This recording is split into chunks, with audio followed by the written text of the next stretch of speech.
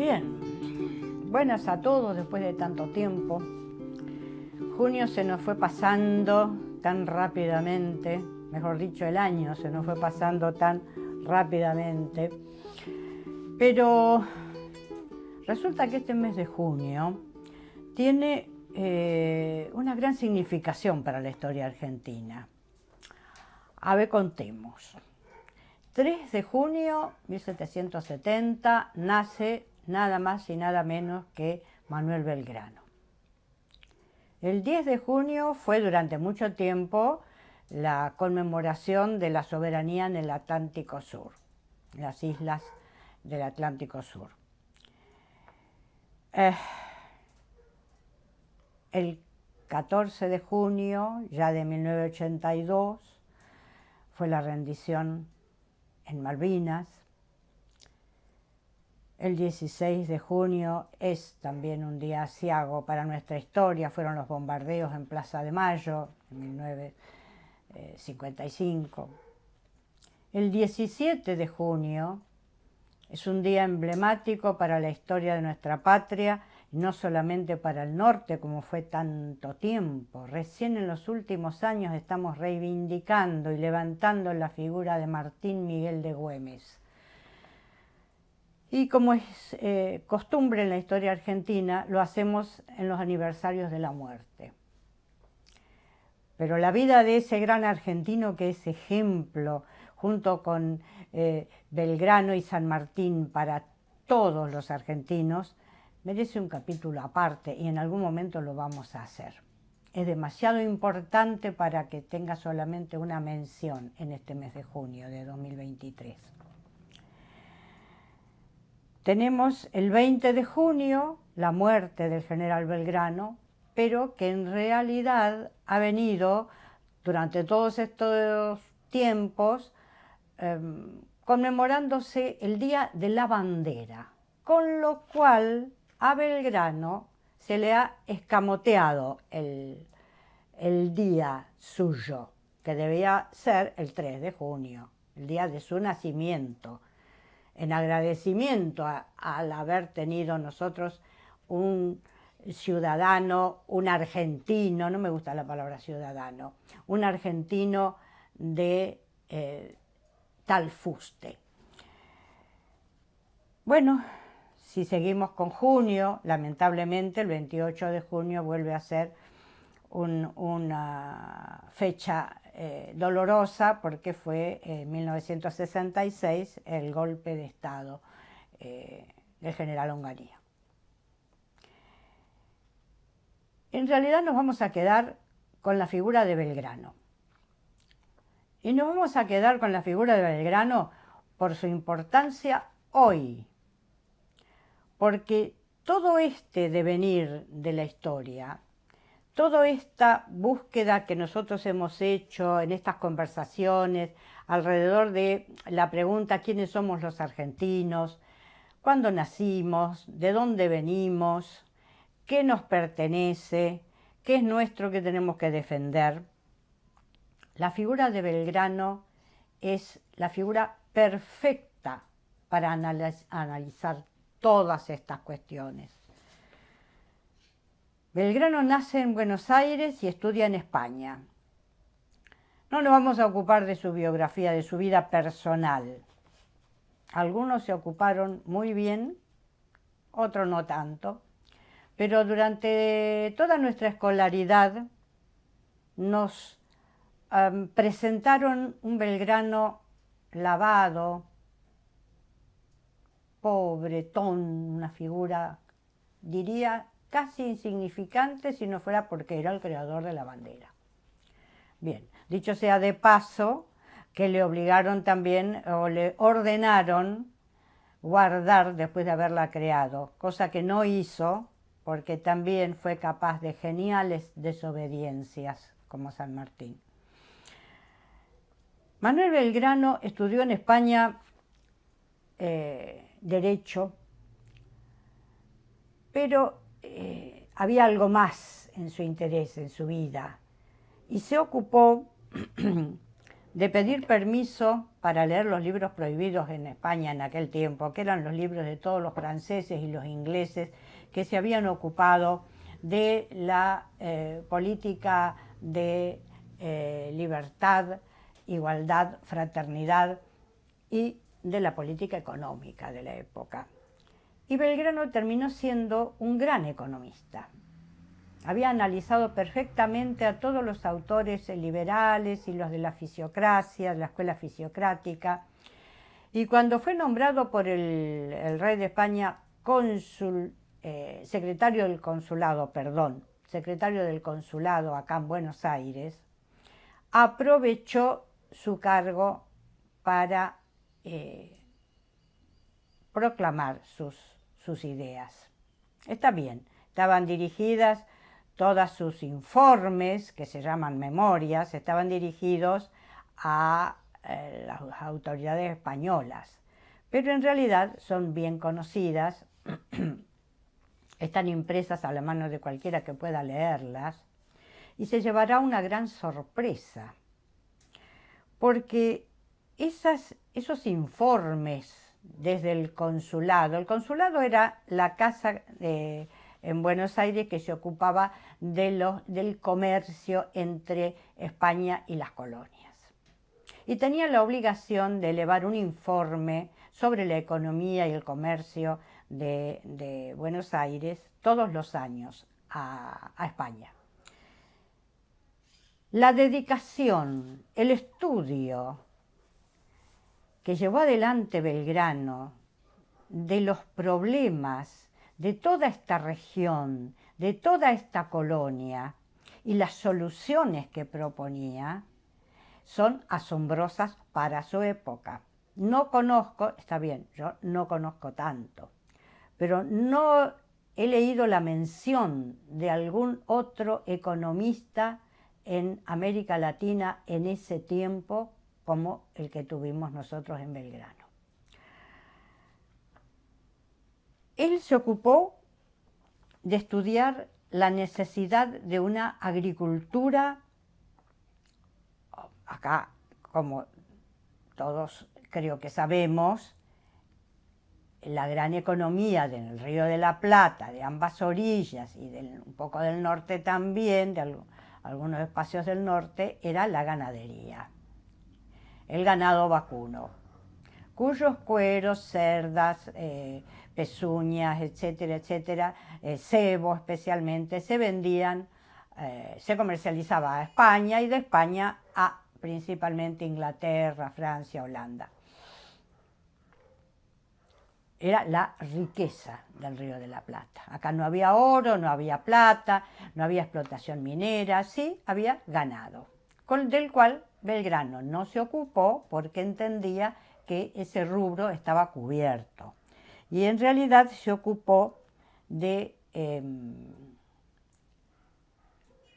promover la agricultura, pero la agricultura hecha como corresponde, la agricultura estudiada. Se ocupó de recomendar, de estudiar y recomendar el trato de las semillas, el trato de la tierra, el trato de las cosechas. Es más, de pedir que se trajeran especialistas de Europa como para dar un empujón aquí a la agricultura. Pero no es que se ocupó de que este país sea un país proveedor de materia prima alimenticia, no. Promovía sobre todo la siembra, la cosecha, el cultivo del cáñamo, que en aquel tiempo se usaba, no sé ahora, si se usa no creo, se usaba para la producción de velas, jarcias, o sea, de todos los aparejos, los cabos, que normalmente le diríamos nosotros sogas, que se usaban en los barcos. Bueno, acordémonos que son barcos a vela. Y la producción del cáñamo para Belgrano tenía que complementarse con su industrialización. No es que era agricultura y vender la materia prima, era tener la materia prima, procesarla, industrializarla y sobre todo planteaba dar trabajo a esas barriadas de Buenos Aires. Buenos Aires estaba rodeada de ranchos pobrísimos donde, según palabras del mismo Belgrano, se veían las mujeres descalzas y los chicos descalzos, andrajosos y sin nada que hacer, porque no había nada en que trabajar, sobre todo alrededor de lo que era el Matadero, toda esa zona. Y estaba muy preocupado por toda esa gente, por lo tanto también proponía la necesidad, digamos, cubrir la necesidad de que en esos barrios, en esos lugares, hubiera escuelas de primeras letras para niños y para niñas, de artes y oficios también para los unos y los otros. En realidad lo que tenía Belgrano, en cada una de esos informes, de esas memorias que escribía para... Cada una era un sueño, pero en realidad ese sueño, esas recomendaciones que él hacía, eran un programa.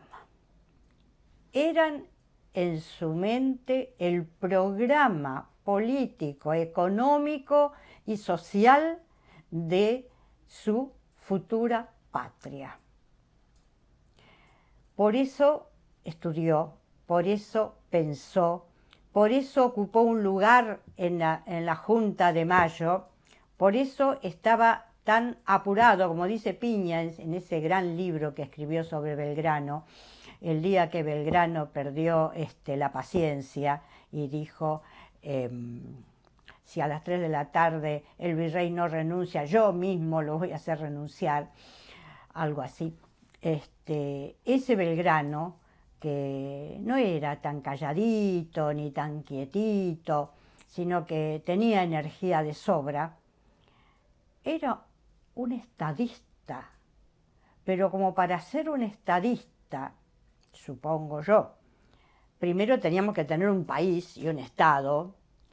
Belgrano, cuando le tocó ir a dirigir un ejército, y no fue militar, aprendió algo del, como se decía entonces, el arte militar, después de la primera invasión inglesa, cuando hubo que prepararse para la segunda invasión inglesa, y entonces allí él recibió lecciones y tuvo a su cargo milicianos y preparó una división. Con solamente eso fue a la expedición al Paraguay, donde fue derrotado militarmente, pero gran éxito político. Meses después, el Paraguay expulsa a su gobernador español, meses después de que Belgrano tuvo largas conversaciones y contactos con los oficiales que derrotaron a su pobre ejército. No solamente fue a la campaña del Paraguay, fue a la campaña del Ejército del Norte, creó la bandera allí en Rosario, la llevó al norte, la hizo bendecir en Jujuy, se hizo cargo de ese ejército que venía derrotado, y uno se puede imaginar lo que es un ejército derrotado y en desbandada. Saneó el ejército, hizo bendecir la bandera, y como no podía presentar batalla, se llevó a todo el pueblo jujeño en aquella hazaña que se llamó el éxodo jujeño, y que solo lo recuerdan los jujeños una vez por año, y que acá en el Río de la Plata la mayoría de nosotros no sabemos ni de su existencia, no sabemos nada del éxodo jujeño. Y después obtuvo la victoria de Tucumán, en Tucumán, con la colaboración de todo el pueblo de San Miguel de Tucumán y de la provincia, y después la batalla de Salta. Se hizo cargo después otra vez del Ejército del Norte, ya estaba enfermo, Ya había venido San Martín a nuestro país, ya San Martín venía pergeñando su grandioso plan, conoció a Belgrano, confió en Belgrano, conoció a Güemes, confió absolutamente en Güemes y en sus terribles guerrillas contra los españoles, y Belgrano ya allí vuelve, ¿no? Vuelve a Buenos Aires, se hace cargo de tareas diplomáticas, lo envían a Europa, están las gestiones por una monarquía, se escandalizan mucho, muchos historiadores y otros, de las ideas monárquicas del momento, pero hay que ver cuál era el momento político, cuál era la situación política y militar del momento. Todos los monarcas europeos habían sido repuestos en su trono y el Fernando español, en actitud de no monarca constitucionalista, liberal, no, monarquía absoluta. Se preparaba, se había hecho el Congreso de Viena, allí se juntaron todas las monarquías repuestas en sus tronos, como había dicho antes, y llegaron a un acuerdo, firmaron lo que se llamó la Santa Alianza, acuerdo por el cual cada una de las monarquías se comprometían a auxiliar a cualquier otra de las monarquías europeas donde hubiera algún levantamiento liberal o un intento de destronar al monarca. Inclusive se acordó en auxiliar a las naciones europeas en la recuperación de sus colonias. Así que piensen que eso fue en 1815. En ese momento, 1815, 1816, todas las revoluciones en América habían sido derrotadas. México, Caracas, Chile. La única que quedaba como una velita prendida era Buenos Aires. Derrotada también, 1815, tercera campaña al Alto Perú, derrota Vilcapugio y Ayohuma. Allá quedaron los gauchos de Güemes para defender la frontera de este lado, y también quedó Ascencio Padilla y Juan Azurduy y tantos otros, en una guerra de guerrillas impresionante que mantuvo entretenidos a los realistas mientras San Martín preparaba el ejército que los iba a derrotar finalmente en el Perú. Entonces, en esa situación se reúne no nos olvidemos de que la corona portuguesa refugiada en Brasil, desde su gran colonia brasileña, había invadido la Banda Oriental, provincia del ex virreinato del Río de la Plata, ahora Provincias Unidas del Río de la Plata.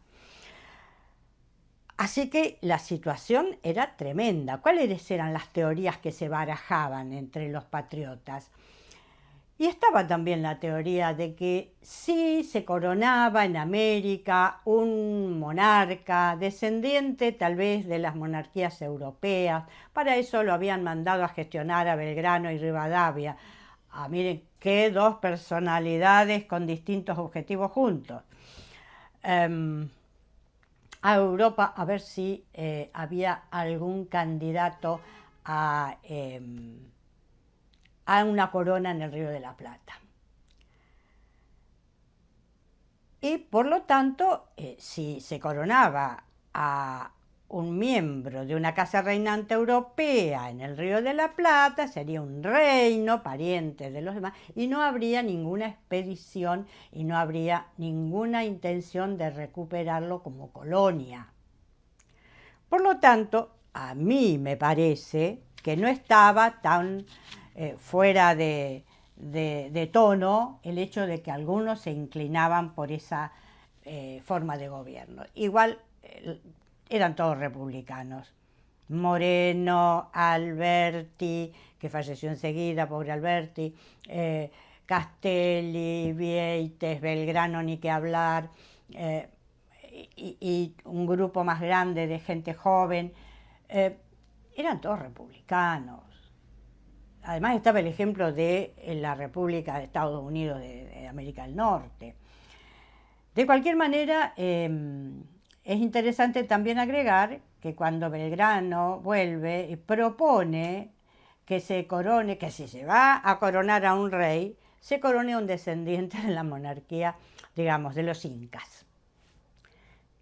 A sabiendas de que iba a ser absolutamente rechazada. Ustedes se imaginan a Tomás Manuel de Anchorena, gran terrateniente del Río de la Plata, rendiéndole pleitesía a un inca.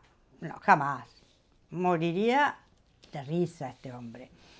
Pero, digamos, en esa situación, nuestros patriotas, en 1816, en julio, con la invasión portuguesa en la banda oriental, Artigas solo combatiendo contra los portugueses, en disidencia con el gobierno de Buenos Aires, que no manda a los diputados al Congreso de Tucumán, sin embargo declaran la independencia.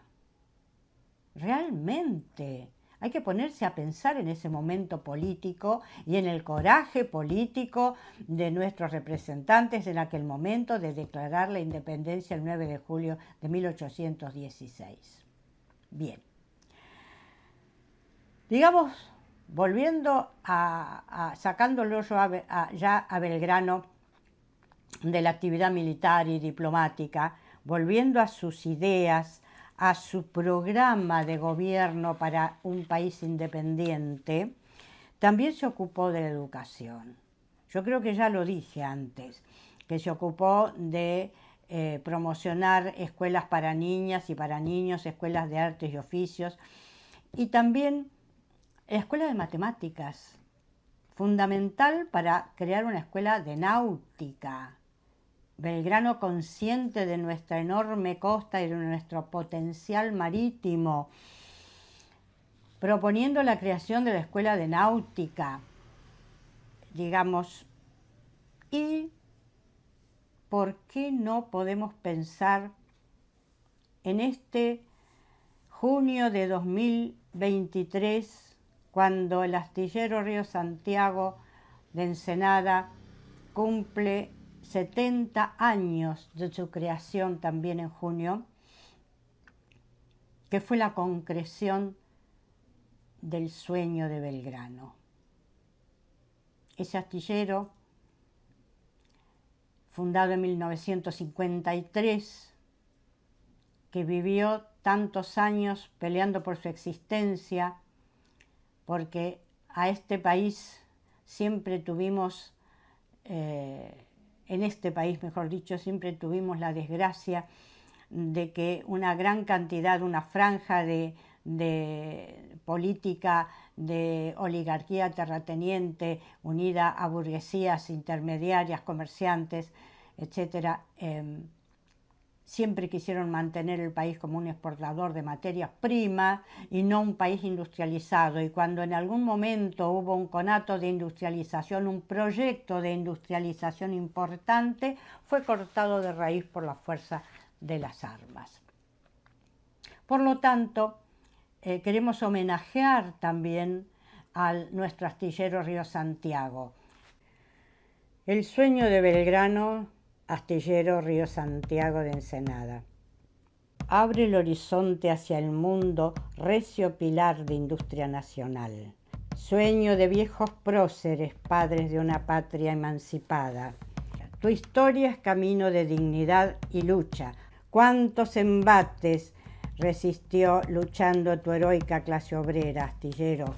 Pedazo de futuro soberano, faro y ejemplo de trabajo nuestro. Orgullo argentino, te saludo.